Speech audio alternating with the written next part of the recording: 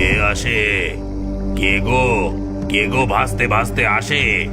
নতুন খদ্দের নাকি? এদিকে এসো, এদিকে এসো এসো। আমার দোকানে ভালো ভালো জিনিস পাবে। জ্যান্ত মাছের তেলে ভাজা, কুমিরের ডিমের অমলেট, সাপের খোলসের চপ। কোনটা দেবো বলো? সবই তাজা, সবই গরম, স্পেশাল অফার চলছে। না গো জিনের বাদশা, আমাদের এসব কিছুই লাগবে না।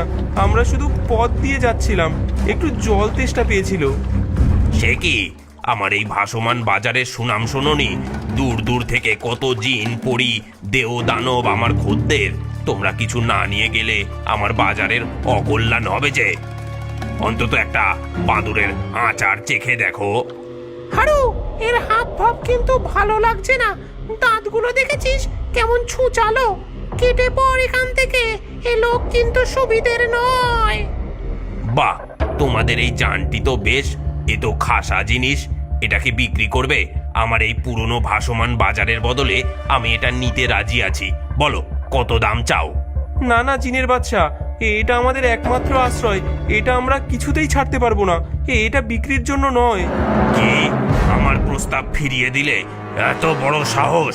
আমি এই ভাসমান বাজারের মালিক, জঙ্গলু জিন। আমার কথা কেউ ফেলতে পারে না। দাঁড়াও, আমি তোমাদের জাদু দিয়ে পাথর বানিয়ে দিচ্ছি। তারপর তোমাদের এই খেলনা বাড়িটা আমি দখল করব।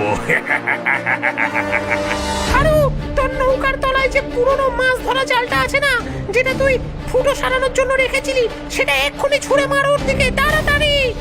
জাল? ছেঁড়া জাল দিয়ে কি হবে? আরে যা বলছি কর না, সময় নেই। হারু এক মুহূর্ত দেরি না করে নৌকার নিচের তলা থেকে একটা পুরনো ছেঁড়া বড়সড় জাল টেনে বের করে জিনের দিকে ছুঁড়ে মারলো। হ্যাঁ, ওরে বাবারে, এ তো সুলেমানি জাল। এ যে পয়গম্বর সুলেমানের জাল। পালাও! এ লোক তো সাধারণ মানুষ নয়, এ নির্ঘাত মস্ত বড় জাদুকর। আমার এবার কি হবে গো? ওরে বাবা গো! এ কি দাদা ঠাকুর, একটা ছেঁড়া জাল দেখে জিনটা এমন ভূতের মতো ভয় পেয়ে গেল কেন? পালিয়ে পগার পার? আরে বোকা, ওটা যে পয়গম্বর সুলেমানের জাল নয় তা তো আমি আর তুই জানি, কিন্তু ওই বোকা জিনটা জানে না। সে ভেবেছে তুই বুঝি মস্ত বড় জাদুকর, যে কিনা জিনদের কাবু করার জন্য সুলেমানি জাল নিয়ে ঘোরে। আসলে জিনেরা জাল জিনিসটাকে খুব ভয় পায়। হ্যাঁ, বলেন কি? তাহলে তো দারুণ বুদ্ধি খাটিয়েছেন দাদা ঠাকুর। আমি তো ভয়েই শেষ হয়ে গিয়েছিলাম। আরে বুদ্ধি না থাকলে কি আর এতদিন টিকে আছি রে? চল চল, আর এখানে এক মুহূর্তও নয়, কখন আবার দলবল নিয়ে তেড়ে আসে কে জানে।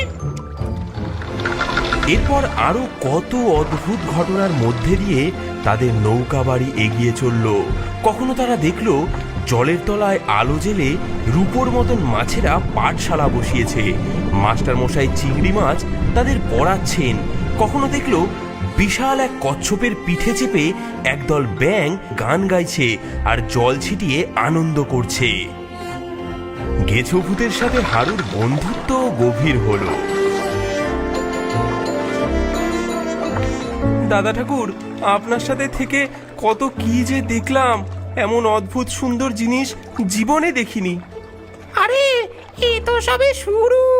পৃথিবীটা অনেক বড় হারু, আর অনেক রহস্যে ভরা।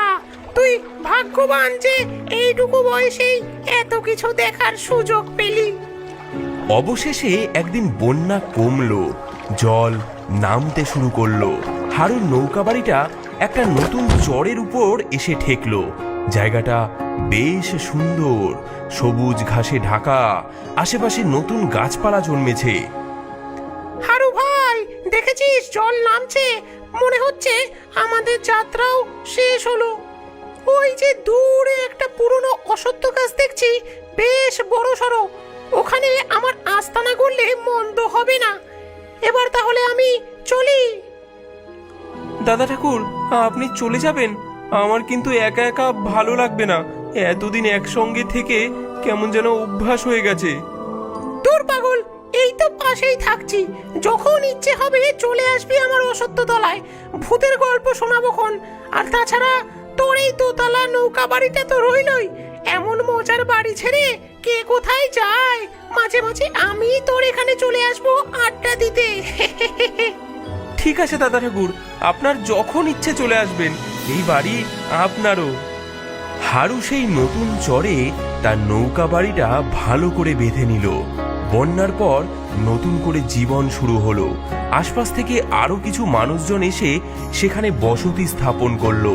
হারু তার অদ্ভুত দোতলা নৌকা বাড়ির জন্য আর তার সাহসিকতার জন্য গায়ের মধ্যে খুব নাম ডাক হয়ে গেল।